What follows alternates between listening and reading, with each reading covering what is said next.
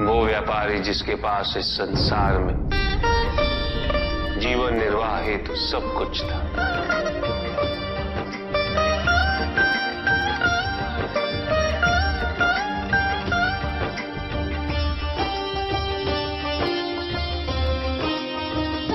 उसके पास घर था, छोटा था, किंतु उसके परिवार के लिए पर्याप्त था। उसके छोटे से परिवार की आवश्यकताओं को पूरा करने हेतु भोजन और धन की भी कोई कमी नहीं थी, किंतु व्यापारी सदैव और धन संपत्ति संचय करने की चिंता में डूबा रहता था। सब कुछ होते हुए भी वो सुखी नहीं था, क्योंकि वो यही सोचता रहता था कि उसके पास क्या क्या नहीं। एक दिन किसी ने उसे बताया कि नारायण के वरदान से सब कुछ मिल सकता है। धन के लोभ में वो नारायण की तपस्या करने निकल पड़ा। ओम वैष्णवे नमः। और इस प्रकार वो कई वर्षों तक नारायण की तपस्या करता था। ओम वैष्णवे नमः। ओम वैष्णवे नमः। ओम वैष्णवे नमः। ओम वैष्णवे नमः। वत्स,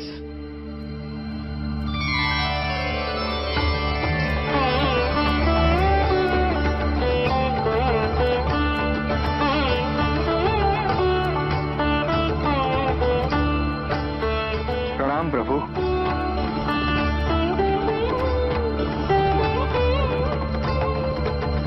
मैं तुम्हारी तपस्या से प्रसन्न हूं। मांगो, क्या वरदान मांगना चाहते हो?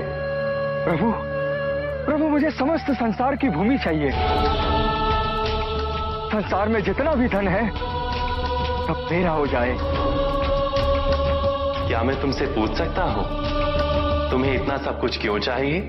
मैं सुखी रहना चाहता हूं प्रभु, और धन संपत्ति सुख का माध्यम है। किंतु संसार की परिभाषा हर किसी के लिए भिन्न होती है वत्स। कुएं में बैठे मेंढक के लिए वो उसका संसार होता है। तुम बताओ वत्स, तुम्हारे लिए संसार की क्या परिभाषा है? सब कुछ प्रभु। जो कुछ भी मुझे दिखाई दे रहा है वो सब कुछ संसार ही तो है प्रभु। उचित है, मैं तुम्हें वरदान देता हूं कि जितना भी संसार तुम अपने नेत्रों से स्वयं देख सको वो तुम्हारा होगा, किंतु जो तुम नहीं देखोगे वो तुम्हारा नहीं होगा। अब इस संसार का सबसे धनी व्यक्ति मैं बन जाऊंगा प्रभु, और सबसे सुखी भी।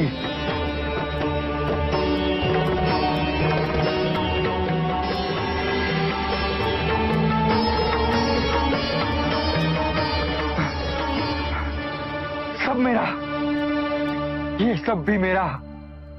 उसने सोचा यदि वो दौड़ के समस्त संसार को देख ले तो वरदान अनुसार सब उसका हो जाए।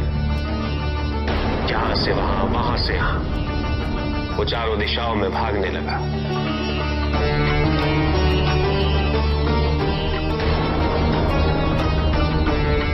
जो भी दिखा वो उसे अपना बनाता गया, किंतु उसका लालच कम नहीं, अपितु और बढ़ता गया।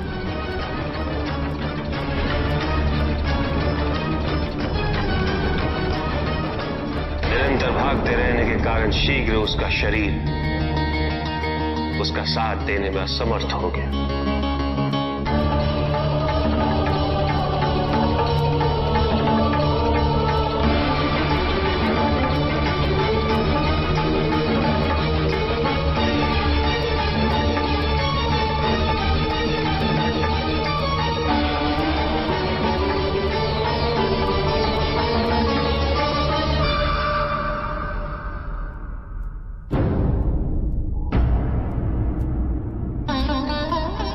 और इस प्रकार उसके पास केवल उतनी ही भूमि रही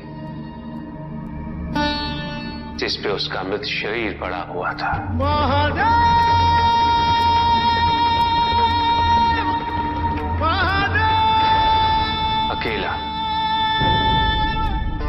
उसके पास उसके परिवार का सुख भी था, किंतु उसने उसका आनंद नहीं उठाया।